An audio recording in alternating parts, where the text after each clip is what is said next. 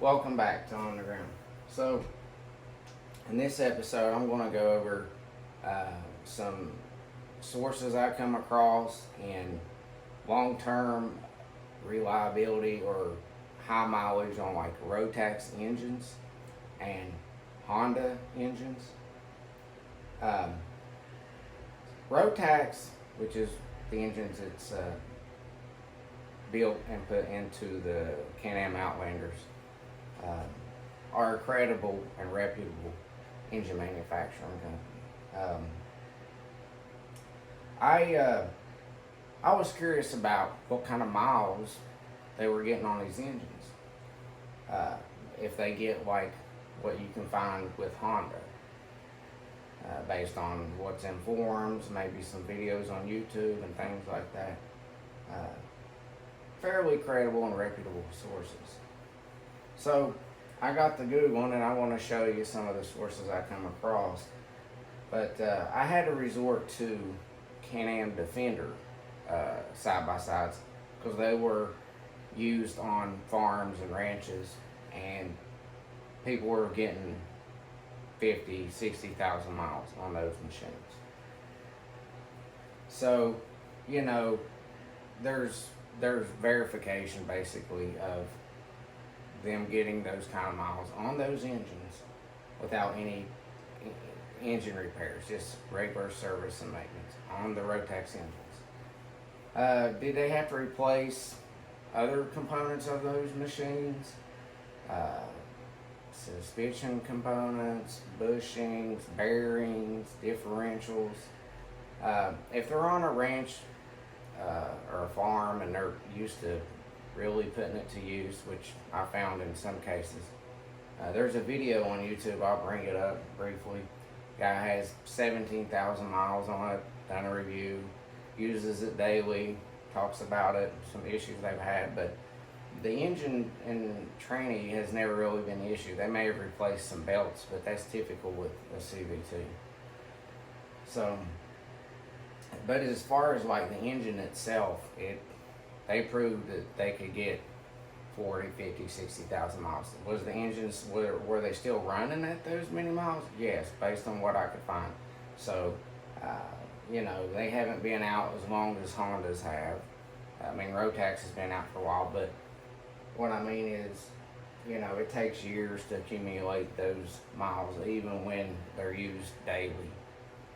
But, so, I did find some credible, assuring sources of people getting those kind of miles on those machines, on those engines.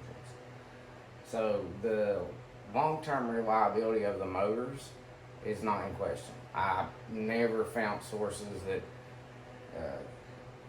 could confirm those kind of miles on a Polaris engine, which they went through various engines over the years. And I'm not sure the quality of the ones manufactured or built by Polaris themselves, whereas they used to outsource them to companies like Subaru.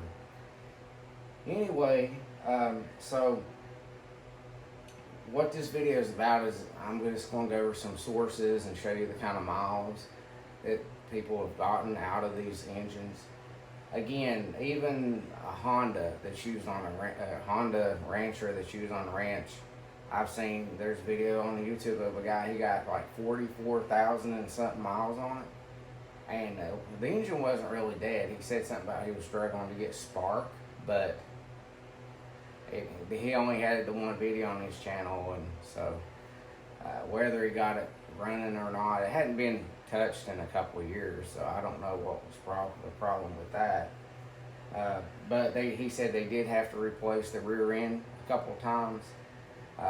But they pulled a trailer with it. I mean, these tires on these machines, that they had several of them, they were bald. They had 20,000 miles, 16,000 miles, 40,000 miles. He said that one before that one had about 50,000 miles. And the engines were still running. There's just other parts of the machines. The rear ends had to be replaced. That one specific 2009 model had the electric shift started malfunctioning, so they had to use the little manual shifter. But I think it was automatic, so they had the option of auto. So whatever type of automatic transmission, the 2009 Honda Rancher 420 electric shift with IRS had as a white model, so you could look at it. I believe it's 2009, it could be in 2007. But anyways, so and then there was reports of one claiming to see 181,000, I don't know if it was kilometers or miles, on a Honda ATV in a village in Alaska where they used it every day. I don't remember the Honda ATV model, but apparently it did have a odometer so it could register that many miles, assuming that source is correct.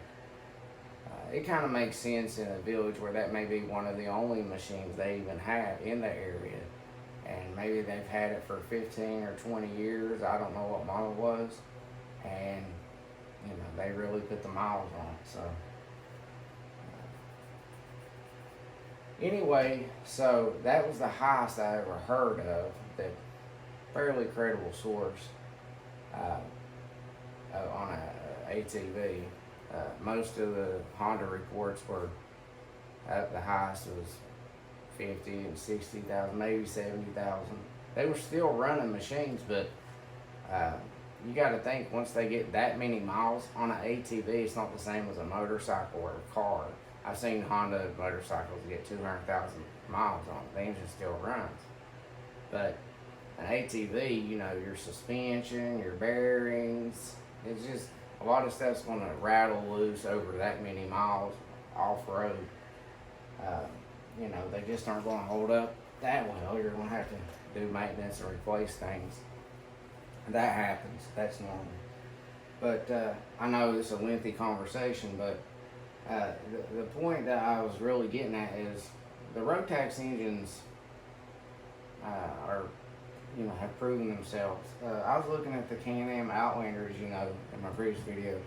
I was looking more at the fit and finish, the build quality, the framing, the welds. I tried to make an assessment of the gauge of metal they used. I know on the G2 frames, they were thin metal, but it was gusseted well, according to people who have much more experience with them and working on them and taking them all apart and working on the engines and things of that nature. And I believe most of the times, anytime the engine was actually worked on the beach wind, was because somebody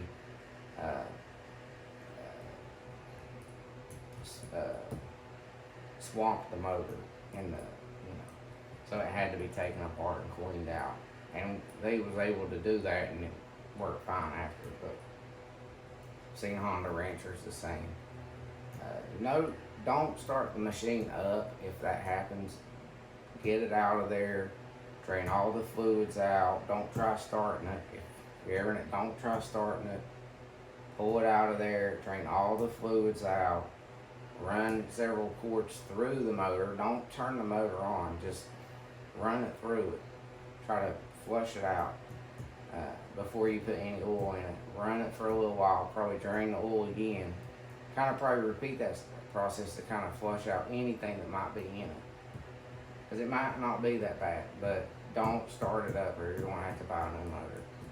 But I know people say, oh, you can do it, but it's going to shorten the life of the motor in the long run, though. It might run for a while, for a few years, a few thousand miles, but it might just start having a lot of problems internally from, you know, soot, sand, rock, whatever it may be inside the motor. But you know, so, you know, I've been looking at the Can-Ams.